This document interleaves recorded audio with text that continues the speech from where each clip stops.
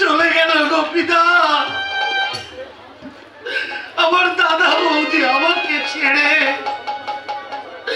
এই সংসার ছেড়ে চিরদিনের মতো চলে গেল।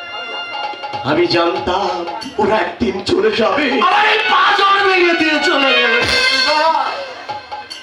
আমার পাঁচর গুঁড়ো করে দিয়ে চলে গেল।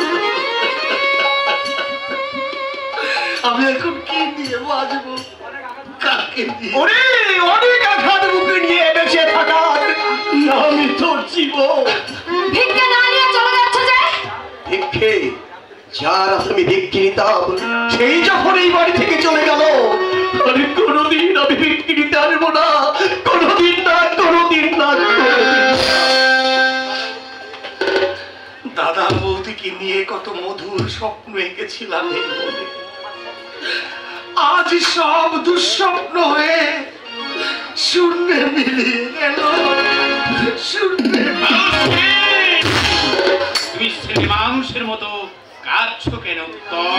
এই কান্নার শেষ হয়তো কোনোদিন হবে না তমাল বাবু। উত্তম, ভয় নেই তমাল বাবু, তোমার এই হতভাগ্য পুনায়ের চোখের পাতা দুটো হয়তো সারা জীবন ভেজা থাকবে, কিন্তু তোমার বোনের ঠোঁটের হাসি কোনোদিন ফুরবে না। আমি তোমাকে দেখছি আর অবাক হয়ে ভাবছি নীলিমা, ওই ভগবান তোমাকে কি উপাদানে করেছে। মন্দির শূন্য করে দেবী দেবী চলে গেল, অথচ তোমার চোখ থেকে এক ফোঁটা জল গড়িয়ে পড়লো না। তোমার এই মাথাটা নুয়ে তাদের পায়ে তুমি একটা প্রণাম পর্যন্ত করলে না। বারে পাশালি বা, অশেষ অশেষ ধন্যবাদ তোমাকে, ধন্যবাদ। বয়ে গেছে আমার প্রণাম করতে, পায়ে কত ধুলোবালি আছে তার ঠিক নেই। স্কাউন্ডারস কথা ছেড়ে দে বোন, is very backward. Right you are. এবার তোর আশা পূর্ণ হয়েছে, কাল সকালের ট্রেনেই কিন্তু আমাকে বাড়িতে ফিরতে হবে। কিন্তু দাদা, Don't get that false, my dear sisters. আবার কোন প্রবলেমের সম্মুখীন হলে চিঠি দিয়ে আমাকে জানাস, আমি এসে সব সমস্যার সমাধান করে দিয়ে দেব। আমি জানি দাদা, যত বড় শক্তিশালী শিকারী হোক না কেন, তোমার চক্রান্তের একটা মাত্র বন্দুকের গুলিতে তাকে ঠান্ডা হয়ে যেতে হবে। বহু জন্মের পুণ্য ফলে তোমার মতো দাদা পেয়েছে, তাই সে আজ গর্বিত, সে আজ ধন্য।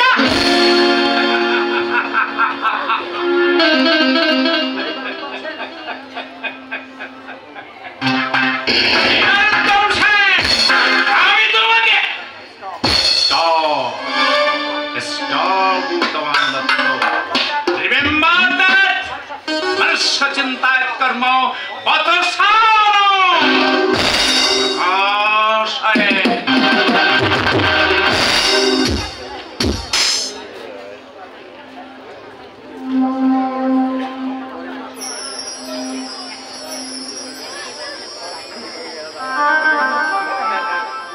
কথাটা প্রকাশ হয়ে পড়লে মুখ দেখানো ভার হয়ে পড়বে, তার চেয়ে তোর এই নবজাতককে তুই আমার হাতে তুলে দে, আমি রাতের অন্ধকারে কোনো অনাথ আশ্রমে বারান্দায় ফেলে আসার ব্যবস্থা করি। না বাপি না, আমার পাপের ফসল হয়ে ওই পৃথিবীতে এসেছে বাপি, ওর তো কোনো অপরাধ নেই বাপি।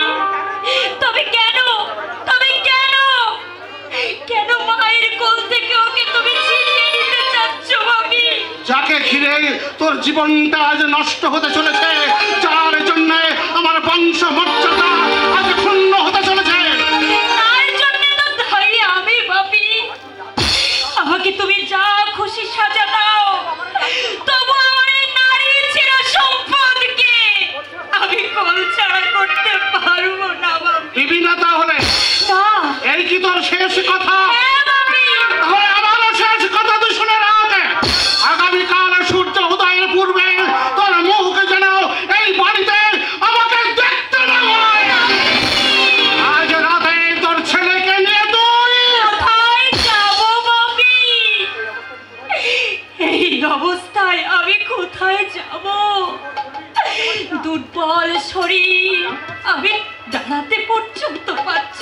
হ্যাঁ হ্যাঁ, তাই তো।